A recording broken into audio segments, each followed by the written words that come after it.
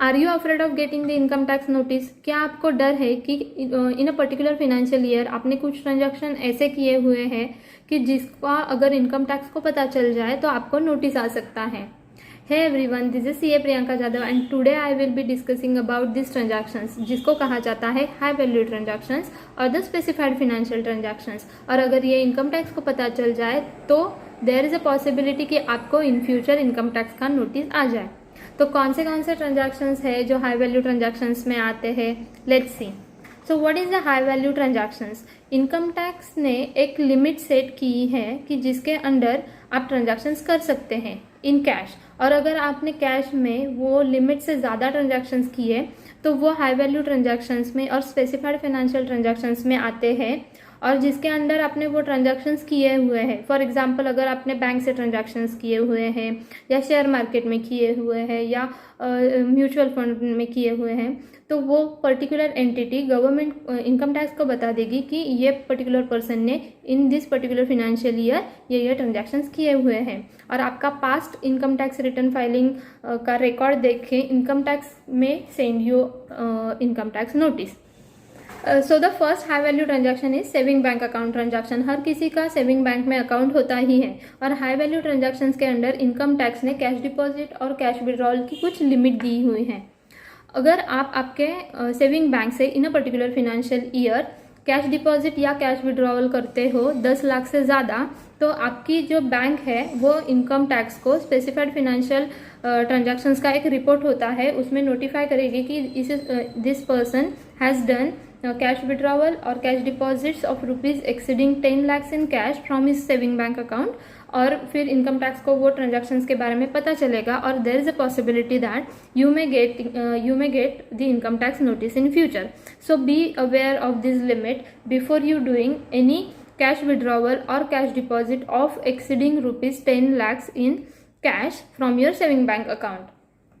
Next transaction है current account transaction. So current account किसका होता है? जिनका बिजनेस होता है वो लोग करंट अकाउंट ऑपरेट करते हैं। तो करंट अकाउंट में कैश डिपॉजिट या कैश विड्रॉवल की लिमिट दी हुई है 50 लाख रुपीज़। सेविंग अकाउंट हो या करंट अकाउंट हो, ऑनलाइन के जो मोड ऑफ पेमेंट है लाइक NEFT है या अदर कुछ ऑप्शंस है ऑनलाइन बैंकिंग के, तो उसके थ्रू अगर आप कुछ पेमेंट करते हो तो उसको कुछ लिमिट नहीं है for saving and current both. But अगर आप सेविंग अकाउंट में से 10 लाख से ज़्यादा कैश में ट्रांजैक्शन करते हो और करंट अकाउंट में 50 लाख से ज़्यादा कैश में ट्रांजैक्शन करते हो, कैश विड्रॉल और कैश डिपॉजिट, तो आपकी बैंक इनकम टैक्स को उस ट्रांजैक्शंस के बारे में बता देगी, और आपका past record of return filing का पास्ट रिकॉर्ड देख के इनकम टैक्स आपको इन फ्यूचर उसके लिए नोटिस भेज सकता है।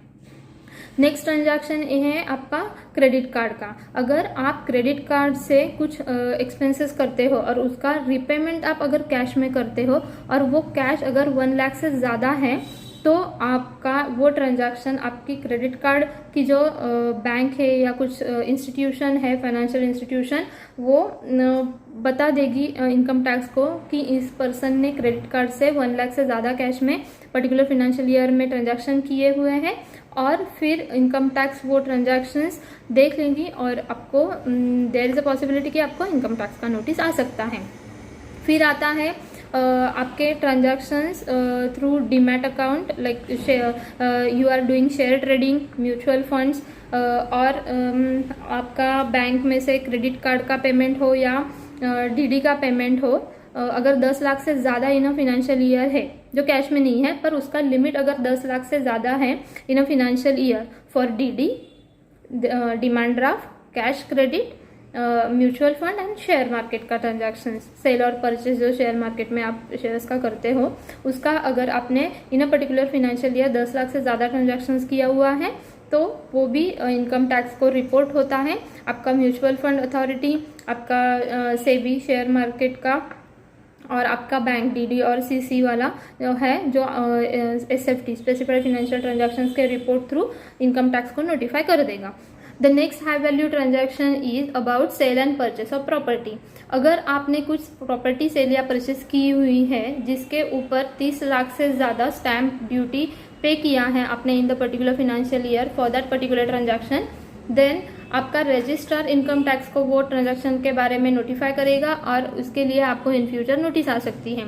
तो इसके लिए आपको क्या करना है कि आपका जब आप इनकम टैक्स रिटर्न भरोगे तो while filing that income tax return you have to give these details about sale and purchase transactions of your property।